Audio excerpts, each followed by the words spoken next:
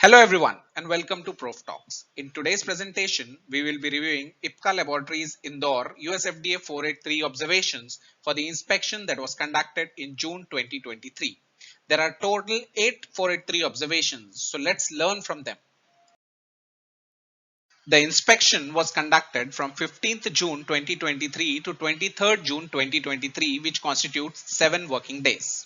The inspection was conducted by the USFDA investigators Mr. Salim Akhtar, Rajiv Srivastav and Wenzheng Zhang. Please note that these are the same 3 inspectors that conducted the inspection for the Ipca Ratlam API facility, which resulted in the observations, and we have a review video of the same available. So this report is a 18-page document which constitutes of the 8483 observations. Before moving ahead, please ensure that you have subscribed to the channel Prof Talks and have pressed the bell icon so that you can receive the notification of the upcoming presentations. Look one by one into the details of the observation. First super category is there is failure to thoroughly review any unexplained discrepancy and failure of a batch or any of its component to meet any of its specification, whether or not the batch has already been distributed. So there are 4 sub observations under this first 483. The second 483 is time limits are not established when appropriate for completion of each production phase to assure quality of drug products. There are again 4 observations under this. The third 483 is the suitability of all testing methods is not verified under actual conditions of use. 1 observation. The fourth one is equipment and utensils are not cleaned and maintained at appropriate intervals to prevent contamination that would alter safety, identity, strength, quality or purity of a drug product. So there are 2 observations. Fifth 483 is related to the laboratory controls do not include establishment of scientifically sound and appropriate test procedures designed to assure that drug products conform to the appropriate standards. There are 3 observations. The sixth one is the responsibility and procedures applicable to the quality control unit are not fully followed. So 1 observation. Seventh one is clothing of personnel engaged in the manufacturing, processing, packing and holding of a drug product is not appropriate for duties they perform. 1 observation. And the last one is procedures describing handling of all return and oral complaints regarding a drug product are not written and followed. So under the first observation, failure to thoroughly review any unexplained discrepancy and failure of a batch or its component. So the first observation was related to a lab OOS. The firm reported an OOS in the 9-month stability and carried out the investigation. In the phase 1 investigation, no assignable cause was identified. In phase 2A investigation for the manufacturing, no assignable cause was identified. In phase 2B, the hypothesis was performed and identified a probable root cause. So they attempted to verify the lower assay value to that probable root cause through hypothesis testing using a new sample solution that was obtained from the additional dissolution study of 1 single tablet. Okay. For this, they got higher assay values also and lower values also. So it was not clear why lower values of specification was obtained when the analyst followed the same test procedures. Okay. And based on this inconclusive hypothesis, they retested the samples for dissolution and based on the passing results invalidated the initial OOS result. So the second observation, a lab recorded the OOS results in the assay by HPLC test, which was for stability sample. Phase 1 investigation was carried out and no assignable cause was identified. In phase 1B investigation also no laboratory error was identified. However, there was suspect at the sample preparation stage and they attempted to verify the higher SU value through a hypothesis testing which obtained the passing results. From these results, it was concluded that it can be an analyst error where a higher pressure is applied. However, the investigation did not identify because all the 3 samples were analyzed in the same sequence and prepared by the same analyst who was trained on the sample preparation. So they were unable to determine why only higher values were obtained into the 1 sample results. Okay. In addition, they did not verify the test results obtained. Okay. And why, which was causing a higher assay value results. And again, here it states based on the inconclusive hypothesis test, you retested the samples for the assay and based on the passing result invalidated the initial OOS results. Observation under the first 483 is again related to an OS investigation where OS was observed into the assay test by HPLC. So the phase 1 investigation, no assignable cause was identified. In phase 1B investigation, no laboratory error was identified. However, the firm suspected some stage at the sample preparation of vial as the probable cause and attempted to verify this through an hypothesis test by refilling the sample and testing for higher assay. Based on the passing assay values, it was concluded that there might be a chance of error during vial filling. However, investigation was deficient because the hypothesis test does not conclusively support the root cause. Okay, and the firm did not extend the investigation into the phase 2 for manufacturing stage. Also, the same thing before the as stated in the before two observations, based on the inconclusive hypothesis, the samples were retested and they invalidated the initial OS results. So the last observation under the first 483, the lab recorded OS for a test by some specific test by HPLC, and the result was reported OS for 2 units out of the some specific units of set 1, 2 and 3 for the sample size of 1x and 3x. Okay, so phase 1 investigation, no assignable root cause was identified. In phase 2A manufacturing investigation, no assignable cause was identified. In 2B investigation, they followed the protocol and carried out an increased sample size 3x to 5x. However, once again OS results were obtained for 2 units. Then what they did was they prepared an addendum protocol for the process validation and carried out sampling of increased sample size of 5x to 7x, but these samples were collected from the in-process bulk container and not from the original container where the initial samples were connected. Okay, the investigation was deficient because the 5x samples, 5x to 7x samples were collected for different or completely different from the initial one. In addition, the 5x samples collected were beyond the whole time. Okay, so the samples also was beyond the whole time, and based on the passing data recorded the deficient inconclusive hypothesis, they invalidated the initial OS results and proceeded for the compression stage. The second 483 is related to the time limits are not established for completion of each production phase. So in this specifically 4 examples have been cited related to the studies that are carried out for hold time determination and the data generated for it.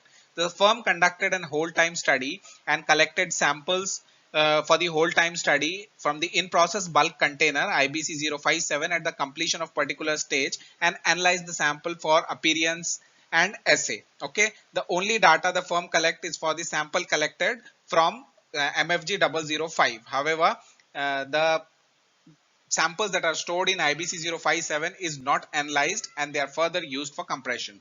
So similarly, there is other example also in which again there has been cited the same thing, that the data, the samples stored for IBC 013 and 06 are not analyzed for some specific tests. So further two examples also state the same thing. The data stored for IBC 062 is not analyzed and IBC 014 and IBC 06 is not analyzed for specific tests.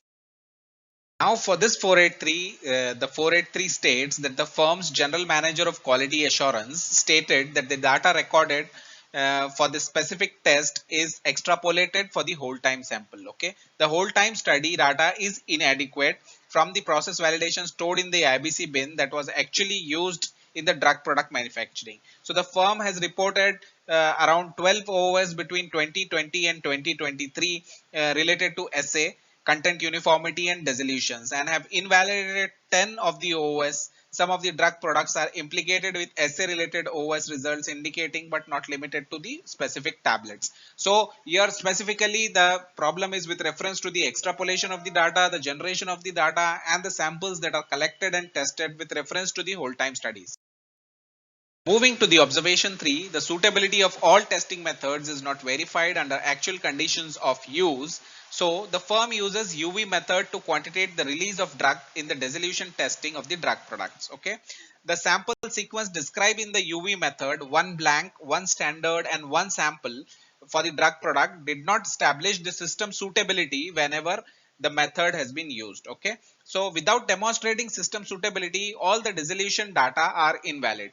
So in this case the problem is like UV method is used, however system suitability has not been defined for this UV method, and hence the FDA is considering the data generated by this method as invalid, and they've given an example in the form of table for the drug products that uses the method. The approved submission date, is system suitability established, yes or no, is dissolution data, exhibit batches valid or invalid. So if system suitability is not established, all the data is invalid. The fourth 483, equipment and utensils are not cleaned and maintained at appropriate intervals to prevent contamination. Okay, so in this specifically two examples have been given, in which for the first case significant scratches were observed inside the surface of a particular equipment, and it was confirmed by the DGM production that in the past they have been using some scraping method which have caused this what you can say the scratches. However, this method have been stopped for use in April 2022. However, the firm continued to use the impacted equipment and did not perform any risk assessment. So this issue is impacting the marketed batches. And the second one is they inspected an equipment during the inspection which appeared to be clogged at some place with some unknown residue that appeared to be building up. And both of these equipments were type A cleaned and line clearance was provided. Fifth 483 is related to laboratory controls, do not include establishment of scientifically sound and appropriate test procedures. So in this, an example has been cited of the dissolution study which was carried out for the long-term stability condition. So in this, the dissolution test did not start with the tablets are immersed into the dissolution media. Instead, the test was manually started, okay, after the dissolution media has attained the acquired temperature. Okay, so the addition time of some specific time for attaining that temperature is not considered towards the required dissolution time, right? And after the completion of the test, an autosampler rinses the sampling tubes. During this period, the baskets continue to move and do not stop. Instead, they keep on moving at the specified RPM. Okay, so the tablets were in the direct contact of the dissolution medium for that specific time when the autosampler completed the sampling process, but that time also is not specified and not used. Okay, so rinsing of the sample tubes is done as per some specified program with a specific amount of dissolution sample. At the end of the test, when rinse solution from all dissolution vessel was measured, some percentage of the rinse solution was missing. Sixth 483, the responsibilities and procedures applicable to the quality control unit are not fully followed. So in this specifically, the quality unit failed to control the laboratory test methods created and transferred into some LES development server. Okay, so LES, like computerized system laboratory execution system, had three servers: development server, validation server and production server. So whenever test methods are created in the development server, they are transferred to the production server. However, it required that all the test methods created should have been named as per the product with a specific to product. However, it was observed that numerous procedures, about more than 60, were associated with any product. They were not associated with any of the product. Okay, instead the procedure were named as trial, test, etc. And the 483 cites the below examples where different test methods were created, but they were not related to any of the product. 7th 483, clothing of personnel engaged in manufacturing processing is not appropriate for the duties they performed. So during the inspection, it was noted that various torn and worn out garments for having holes of more than 2 inches were being used specifically into the dispensing and the compression area. The examples of soiled and black and white colored stains were observed specifically with reference to the arm sleeves and booties, and the operators wearing the gowns with excessive stains and marks were observed in the compression area. Okay, so the SOP required specifically to check the gowning at the time of laundry and do not consider this for the washing. However, the firm failed to follow the procedure and hence ensure the clean gowning is used. Observation number 8, that is the last 483, procedures describing handling of all written and oral complaints regarding a drug product are not written and followed. So in this, there is a firm's corporate procedure which defines that whenever a complaint is received, a CAPA has to be assigned and an effectiveness check has to be carried out. So if that CAPA is found to be ineffective, a new CAPA has to be initiated. In this reference, an example has been cited where firm received 4 complaints regarding issue of no label on the bottle. Okay, so the CAPA was implemented in June 2021 and it was confirmed to be effective through a CAPA effectiveness check in July 2021. However, same no label complaint for the same product was observed 4 times in 2022 and twice in 2023, demonstrating that the CAPA was not effective. So the firm did not assign a new CAPA to investigate the complaints, and they have given the example where the complaints have been referenced for no labels. With this, we come to the end of this presentation. Hope you have liked this presentation. Kindly subscribe to the channel Prof Talks to get more information onto the pharmaceutical quality system. Thank you.